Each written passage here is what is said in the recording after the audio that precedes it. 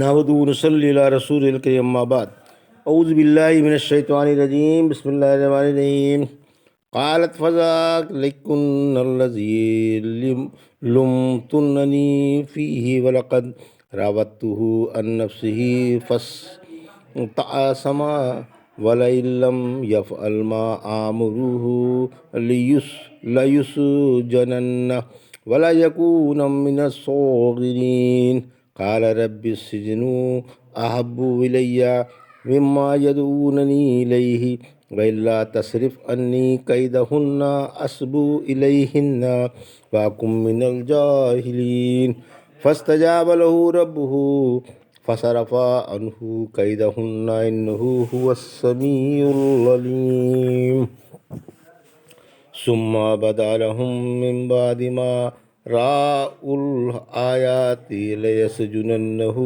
حتى حين۔ ابھی آپ نے سورہ یوسف کی آیت 32 سے 35 کی تلاوت سماعت فرمائی۔ ان آیتوں کا ترجمہ اور تفسیر اس طرح ہے۔ قالت فذلکن الذی لمتننی فیہ ولقد راودته عن نفسہ فاستعصم ولئن لم یفعل ما آمره لیسجنن ولا یکون من الصاغرین۔ آیت 32۔ قال رب السجن احب الی مما یدعوننی الیہ والا تصرف عنی کیدہن اصب الیہن واکن من الجاہلین۔ آیت 33۔ فاستجاب لہ ربہ فصرف عنہ کیدہن انہ هو السمیع العلیم۔ آیت 34۔ ترجمہ۔ عزیز کی بیوی نے جواب دیا، یہی تو وہ ہیں جن کے بارے میں تم مجھے برا کہا کرتی ہو۔ میں نے اپنی حاجت برآری کے لیے انہیں ہر چند بہلایا پھسلایا مگر یہ بچتے ہی رہے۔ اگر یہ میرا حکم نہیں مانیں گے تو یقیناً قید کر دیے جائیں گے اور بڑے بے عزت ہوں گے۔ یوسف نے دعا مانگی کہ اے رب، مجھے جس کام کی طرف یہ عورتیں بلا رہی ہیں اس سے تو مجھے قید خانہ ہی محبوب ہے، اور اگر تو ان کی چالیں مجھ سے دور نہ فرمائے گا تو میں ان کی طرف جھک جاؤں گا اور نادان بن جاؤں گا۔ پھر ان کے رب نے ان کی دعا سن لی اور ان سے عورتوں کی چالیں ہٹا دیں۔ بلا شبہ وہ خوب سننے والا اور بڑے علم والا ہے۔ یہ تھا ترجمہ آیت 32 سے 34 کا۔ تفسیر۔ میزبان خاتون نے آیت 32 نے کہا کہ یہ یوسف کی ایک ادنا سی جھلک نے معزز خواتین کے ہوش و قرار چھین لیے اور انہیں خود فراموش و ششدر بنا دیا۔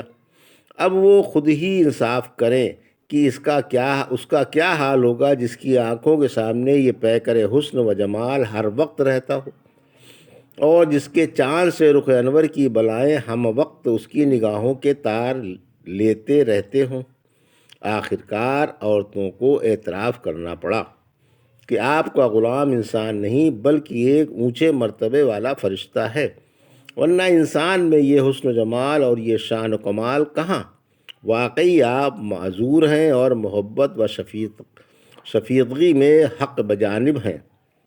اب ہم کبھی بھول کر بھی آپ کو برا نہ کہیں گے۔ مصر کی عورتوں نے حضرت یوسف علیہ السلام جیسا تو کہاں ان کے قریب حسن و جمال والا بھی کوئی آدمی نہیں دیکھا تھا۔ معراج والی حدیث میں ہے کہ رسول اللہ صلی اللہ علیہ وسلم تیسرے آسمان پر یوسف علیہ السلام کے پاس سے گزرے۔ آپ نے فرمایا کہ یوسف کو آدھا حسن عطا کیا گیا تھا۔ چنانچہ ان عورتوں کو عزیز کی عورت نے جواب دیا کہ بھلا کون ایسا شخص ہوگا جو میرے یوسف کے حسن و جمال اور ان کے چاند سے رخ انور کی آب و تاب اور کمال کو دیکھ کر ان سے محبت نہ کرے؟ اس لیے اگر مجھے ان سے محبت ہے تو میں محبت میں حق بجانب اور معذور ہوں۔ اس پیکر حسن و جمال کا دل فریب حسن تو صبر و سہارا چھینے بغیر رہ ہی نہیں سکتا۔ میں نے ہر چند اس دل ربا کی منت سماجت کی، ہاتھ پاؤں جوڑے اور بہلایا پھسلایا، لیکن ہزار افسوس یہ میری محبت کو ٹھکراتا ہی رہا۔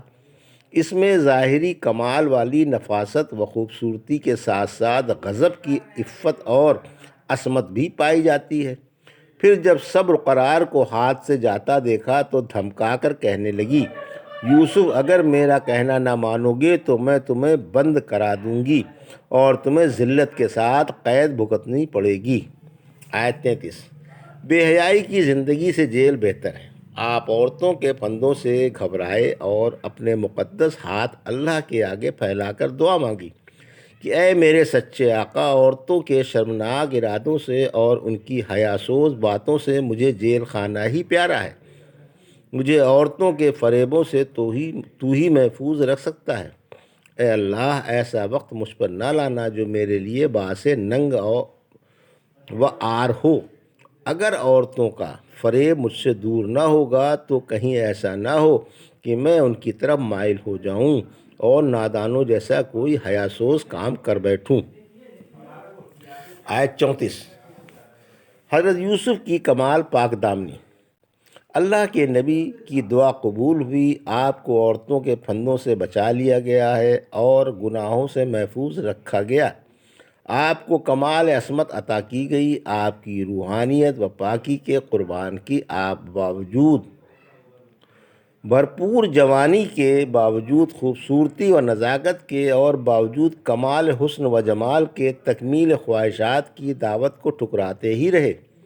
ایک حسن و جمال کی ملکہ جو بظاہر آپ کی مالکہ بھی ہے، جس کے ہاں خوبصورتی کے ساتھ ساتھ دولت و ریاست بھی ہے، اور جو یہ لالچ بھی دے رہی ہے کہ اس کی بات مان لی جائے گی تو انعام و اکرام سے مالا مال ہو جاؤ گے، مالکہ کے مالک بن جاؤ گے اور اس کے دل پر حکمرانی کرو گے، اور اگر نہ مانو گے تو یہ ڈر آوا بھی دے رہی ہے کہ جیل میں سڑو گے، ذلیل و خوار ہوگے، لوگوں کی نگاہ میں بے وقعت ہو جاؤ گے اور میری نگاہ محبت سے گر جاؤ گے۔ ان تمام باتوں کے باوجود آپ کے دل میں اللہ کا بے پناہ خوف ہے اور آپ سب کچھ برداشت کرنے کو تیار ہیں، مگر اللہ کے قانون کی بغاوت پر کسی قیمت پر بھی تیار نہیں، بلکہ دعا مانگتے ہیں کہ اے اللہ، اس بلا سے تو مجھے جیل ہی بہتر ہے تاکہ میں گناہ سے بچ سکوں۔ رسول اللہ صلی اللہ علیہ وسلم نے فرمایا، 7 قسم کے لوگوں کو پروردگار عالم اس دن اپنا سایہ عطا فرمائے گا جس دن اس کے سائے کے سوا کوئی اور سایہ نہ ہوگا۔ نمبر 1، مسلمان انصاف والا بادشاہ۔ نمبر 2، وہ نوجوان جس نے اللہ کی عبادت میں اپنی جوانی گزار دی ہو۔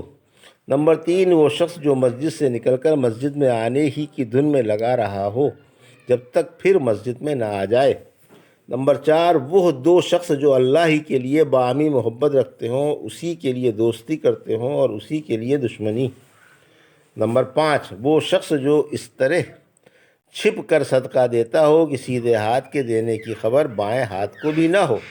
نمبر 6، وہ شخص جس کو کوئی خوبصورت منصب و جاہ والی عورت بلائے اور وہ اللہ کے ڈر سے اس کے پاس نہ جائے، وہ جس کو خلوت میں اللہ یاد آ گیا اور اس کی آنکھیں ڈبڈبائیں۔ ثم بدا لہم من بعد ما رأوا الآیات لیسجننہ حتی حین۔ آیت 35۔ ترجمہ۔ یہ تمام نشانیاں دیکھ لینے کے باوجود بھی ان پر بات ظاہر ہوئی کہ کچھ دنوں کے لیے یوسف کو جیل ہی میں رکھیں۔ یہ ترجمہ تھا آیت 35 کا۔ تفسیر۔ جیل کی دعا قبول ہو گئی۔ آیت 35۔ لوگوں پر آپ کی جرات و پاک دامنی ظاہر ہو گئی اور سب کو یقین ہو گیا کہ زیادتی عورت ہی کی تھی، لیکن چونکہ یہ حرکت ایک اونچے گھرانے کی عورت کی تھی، اس لیے اس پر پردہ ڈالنے کے لیے اور لوگوں کو یہ دکھانے کے لیے کہ قصور مرد ہی کا تھا، آپ کو جیل خانے بھیجنے کی مصلحت مد نظر رکھی گئی۔ اسی لیے جب شاہ مصر نے آپ کی رہائی کا حکم صادر فرمایا تو آپ نے قید خانے سے آنے کا صاف انکار فرما دیا اور کہہ دیا کہ جب تک شہر کی عورتیں میری پاک دامنی کا اقرار نہیں کریں گی میں یہاں سے نہیں نکلوں گا۔ چنانچہ جب بادشاہ نے ہر طرح سے اپنا اطمینان کر لیا، بلکہ خود عزیز کی بیوی سے یوسف کی پاک دامنی کی داستان سن لی اور یہ اعلان کر دیا گیا کہ آپ واقعی بے گناہ تھے۔ تب آپ کو بلوایا گیا اور آپ جیل خانے سے تشریف لائے۔ یہ تھا سورہ یوسف کی آیت 32 سے 35 کا ترجمہ اور تفسیر جو ابھی آپ نے سماعت فرمائی۔ بارک اللہ لی و لکم فی القرآن الحکیم و نفعنا ایاکم بآیات الذکر الحکیم۔